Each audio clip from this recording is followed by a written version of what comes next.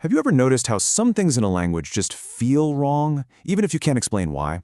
Well, today we're going to crack open a piece of Spanish grammar that seems super simple on the surface, the gerund, the ando or yendo ending. But trust me, it's hiding a fascinating secret about how language itself is put together. So let's just jump right in with a little puzzle. It's one of those things that has stumped tons of Spanish learners, and it's the perfect way to see the deep logic that's hiding just beneath the surface. All right, so check out these two sentences. The first one, Juan entered the office running, is perfect Spanish. Totally fine, makes sense. But the second one, Juan walked running, nope. To a native speaker, that is just as bizarre and clunky as it sounds in English. It's just wrong. And that's the big question, isn't it? I mean, both sentences seem to be doing the same thing, describing two actions that happen at once. Entering while running, walking while running. So what gives? Why is one perfectly natural and the other a total grammatical train wreck? Let's figure it out.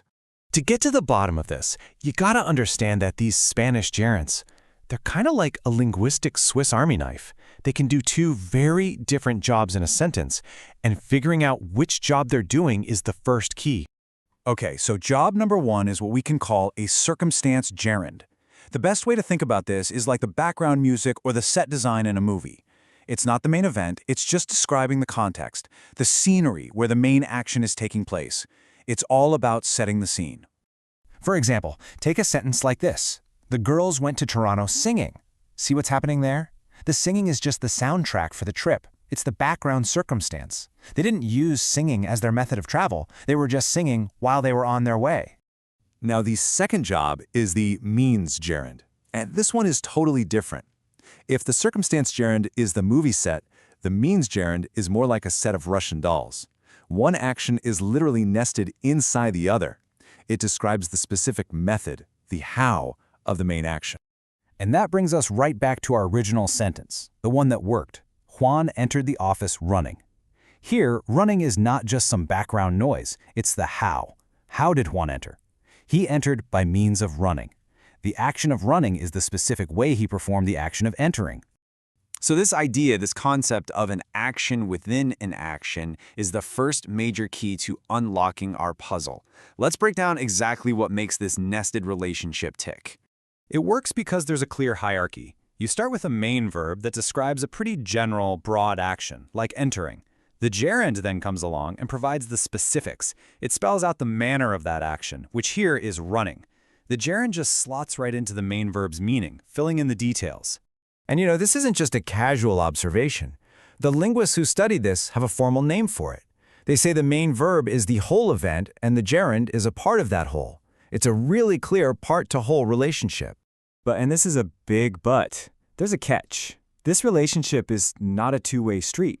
You can't just mix and match these verbs however you want. There's a very strict, kind of hidden rule that's running the whole show from behind the scenes. Which, of course, brings us right back to our head-scratcher. We know now that running is supposed to tell us the means of walking. But why is that a no-go? Well, the final piece of the answer is all about what information is already packed inside each of these verbs. Okay, take a look at this table. This is where it all starts to click. This is what we call the asymmetry rule in action. Notice how the verb to enter implies motion, and it specifies a path. You're going in, but it leaves the manner, the how, totally open. In contrast, to run and to walk are already super specific about the manner of motion. And that leads us to the rule itself, the secret logic. The main verb has to be more general, less specific about the manner of motion than the gerund is. The main verb basically needs to have an empty slot for manner that the gerund can then come in and fill. And this is where the light bulb really goes on. The verb to enter is vague about how the entering happens, leaving a perfect opening for running to swoop in and provide that detail. But to walk is already a specific manner of motion.